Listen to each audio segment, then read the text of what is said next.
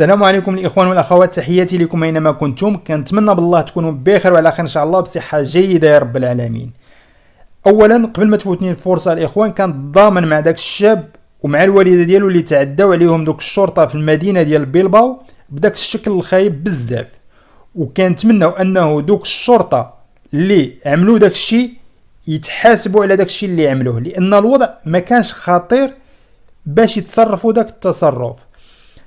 والحمد لله على ان الشاب والوالده ديالو خرجوا وراهم بخير وعلى خير، وشكروا هما بيدهم شكروا القنصل المغربي ديال المدينه ديال بيلباو اللي تدخل باش تلقوهم، مع انه ما كاينش شي سبب باش يتحبسوا، لان الولد ورا لهم التيكي انه مشى يتسخر وجاب غير النعناع، ورا لهم التيكي والساعه بالضبط.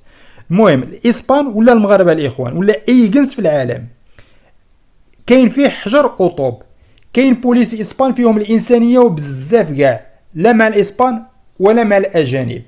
بحال الشرطه ديال المدينه ديال طوليدو، لما كانت واحد الشابه مغربيه اللي مسميه سلمى كان عندها عيد الميلاد، وعملات هذه اول البارح، وعملاته في البالكو وبالضبط في الساعه 8 اللي كيخرجوا يصفقوا فيها الناس وكيعبروا على الشكر ديالهم لا للناس اللي خدامين في الصحه ولا الشرطه، لانهم كيعرضوا راسهم للخطر.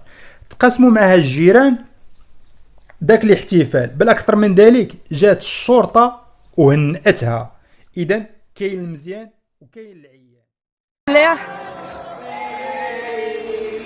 Cumpleaños feliz, te deseo.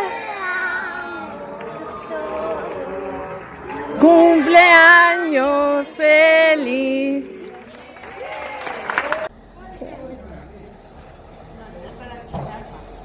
Aquí, aquí.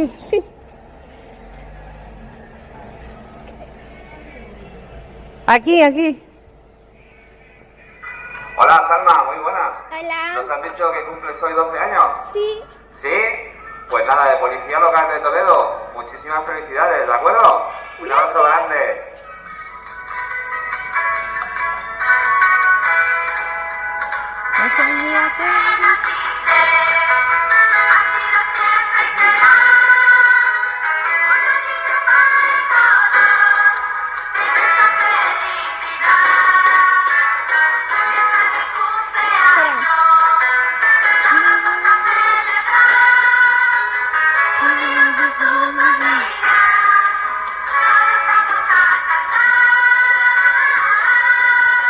Cumpleaños feliz, cumpleaños feliz.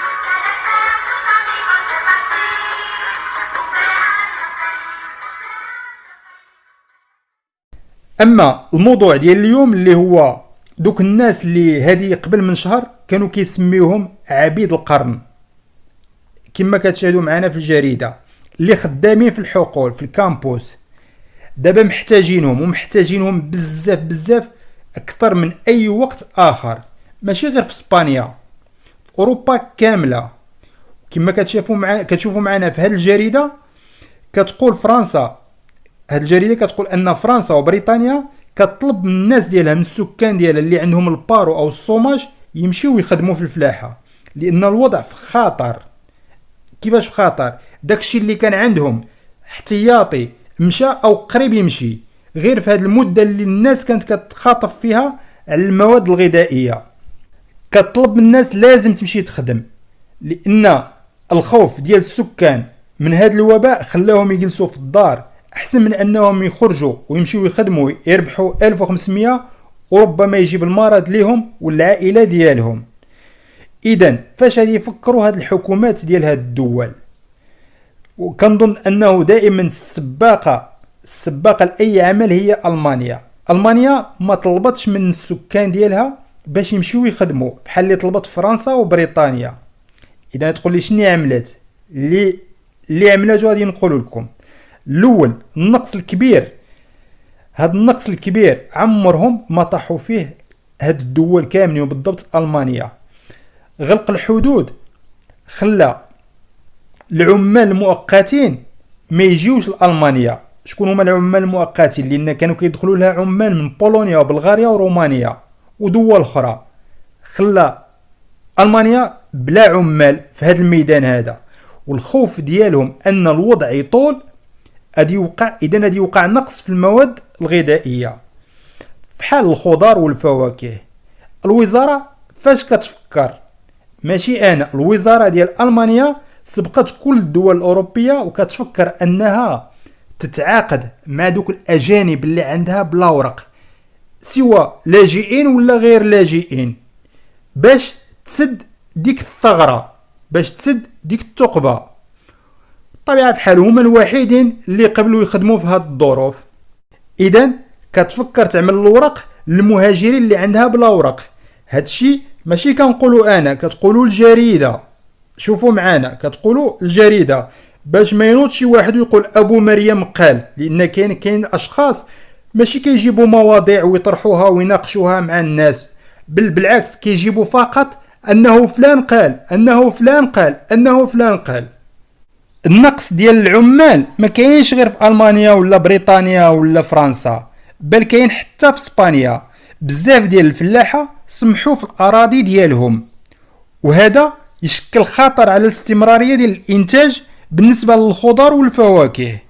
كما شفتوا تزيار على اللي وقع في الفارغونيطات اللي كانوا كينقلوا العمال، ما بقاوش كيسمحوا لهم يهزوا اكثر من 3 بالنسبه للفارغونيطات، اما الطوموبيلات 2 ديال الاشخاص فقط. وكذلك الخوف ديال بعض العمال اللي ما بغاوش يخدموا لان كيشوفوا بانما العمل ديالهم يقدر يشكل خطر انهم يتعداو بهذا المرض. تدخلوا جمعيات ونقابات باش ان هاد ارباب العمل يوفروا الحمايه الصحيه لهاد العمال باش ما يبقاوش يتخلاو على العمل ديالهم. ما ديش نقول لك اودي فين كانوا هاد النقابات وعلاش ما طلبوش بالزياده في الثمن دابا عاد. مهم كان على الاقل انهم كما تدخلوا وطالبوا ارباب العمل باش يوفروا لهم الحمايه، كانوا يطلبوهم باش انهم تزيد لهم واحد النسبه ديال 20% فحال اللي تزادت في جميع بزاف ديال المجالات اللي باقيين خدامين، بحال الناس اللي خدامين في السوبر ماركيات والناس اللي خدامين كيفرقوا السلع لان العمل ديالهم كيشكل خطر. وكيفاش هذه الحمايه الصحيه؟ انه يكون العمال واحد بعيد على الاخر بواحد المترونس، ما يكونش داك الخدمه اللي يكون واحد لاصق في واحد، وان الشركات توفر لهم الكمامات وتوفر لهم المواد ديال الغسل والتعقيم. بالنسبه للكمامات راه اي شركه خصها توفر للعمال كضديه الكمامات، وإلا ما وفرت لهمش راه كتعاقب ب1000 يوروس ديال الملطه، 1000 يوروس ديال الملطه الا ما وفرتش فقط الكمامات لكل شركه. ويخص العمال ديالنا المغاربه او العرب يعرفوا بالقيمه ديالهم ويفرضوا الصوت ديالهم لانهم ضروريين، واي حاجه ضرتهم ما يسكتوش عليها. ويمكن هذا النقص الاخوان في اليد العامله الى طال، اي بطبيعه الحال الى طالت هذه الوضعيه وحنا ما باغينش هذا الشيء هذا، اكيد انهم الاسبان حتى هما بحال المانيا غادي يفكروا في المهاجرين الغير الشرعيين بطبيعه الحال. ونعاود راه ما كاينش شي قانون بالنسبه لالمانيا ولا بالنسبه لاسبانيا، فقط الوزاره الالمانيه كتفكر في هذه الفكره، فقط كتفكر. علاش كنأكد؟ لان كاين محسنين كيهزوا الهضره وكيقلبوها بحال دائما. في الاخير كنتمنى من الله السلامه للجميع ان شاء الله يا رب العالمين، والى خبر جديد، والسلام عليكم.